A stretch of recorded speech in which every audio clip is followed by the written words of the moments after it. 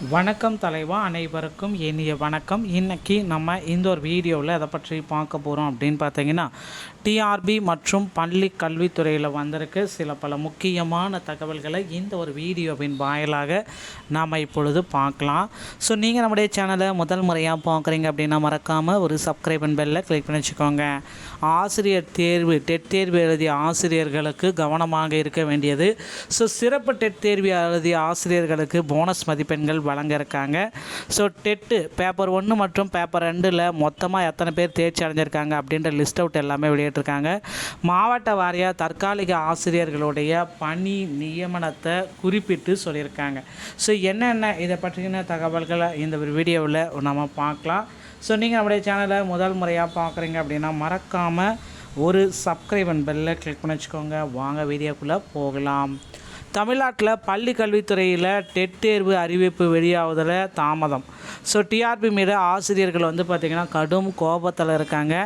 ஏன் இந்த டெட் தேர்வு வெளியாகுவதில் தாமதம் அப்படின்னு பார்த்தீங்கன்னா, வருஷத்துக்கு கட்டாய கல்வி சட்டத்தின்படி வருஷத்துக்கு 2 டெட் தேர்வு நடத்தணும். ஆனால் தமிழகத்தில் ஒரு தேர்வு நடத்தினாலே பெரிய விஷயம் அப்படின்ற மாதிரி போயிட்டுருக்கு.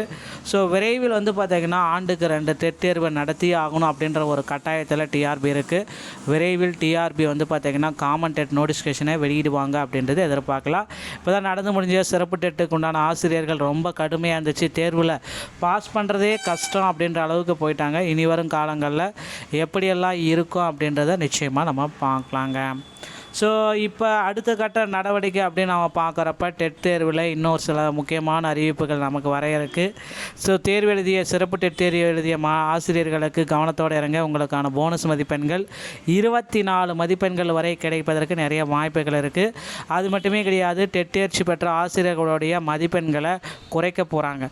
ஸோ கிட்டத்தட்ட ஆல்ரெடி கோர்ட்டில் கேஸ் இருக்குது. 60 மார்க் எடுத்தால் பாஸ் என்ற அறிவிப்பு பார்த்திங்கன்னா கொண்டு வர போகிறாங்க. ஸோ அனைவருக்குமே கண்டிப்பாக அந்த 60 மார்க் எடுத்தால் பாஸ் என்ற அறிவிக்கு விரைவில் நம்ம வரலாங்க.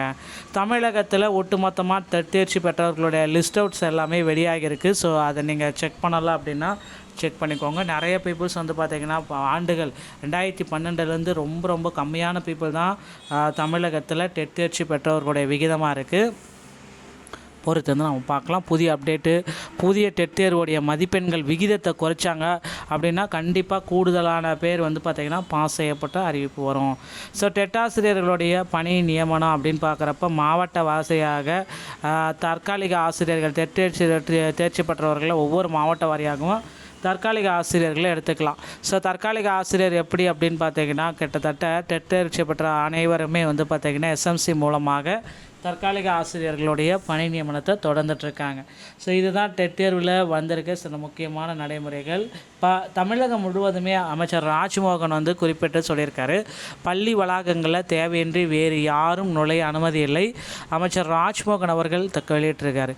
இது குறித்து அவர் வெளியிட்டுள்ள அறிக்கையில், கல்வி கூடங்கள் காட்சி கூடங்கள் அல்ல, அரசியல் மேடைகளும் அல்ல, அடுத்த தலைமுறைகளை உருவாக்கும் அறிவு பண்ணை. இனிவரும் காலங்களில் பள்ளி வளாகங்களில் தேவையின்றி வேறு யாரும் நுழைய அனுமதி இல்லை. அரசு சார்பில் நடத்தப்படும் அதிகாரப்பூர்வ நிகழ்வுகளை தவிர்த்து பிறந்தநாள் விழாக்களோ அரசு சாராத நிகழ்வுகளோ நடத்தக்கூடாது என அரசியல் கட்சியினரும் எந்த தனியார் அமைப்பினரும் நேரடியாக மாணவரை சந்திக்கக்கூடாது அப்படின்றத குறிப்பிட்டிருக்காங்க.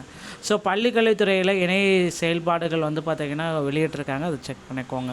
ஸோ தமிழகம் முழுவதுமே முதல்வர் விஜய் அவர்கள் ஆசிரியர்களுக்கு ஒரு நல்ல செய்தியை கொண்டு வந்திருக்காரு. அது என்ன செய்தி அப்படின்னு பார்த்தீங்கன்னா, ஸோ பகுதி நேர ஆசிரியர்களுடைய பணி நிரந்தர வாய்ப்பையும் ஸோ 149 ஜிஓ நீக்கிறதுக்கு உண்டான ஒரு ஜிஓ பாஸ் பண்ணியிருக்காங்க. பொறுத்து நம்ம பார்க்கலாங்க. டிஆர்பி மற்றும் பள்ளி கல்வித்துறையில் இந்த தகவல்கள் உங்களுக்கு பிடித்திருந்தால் நீங்கள் நம்முடைய சேனலோட இணைந்திருங்க. நன்றி, வணக்கம்.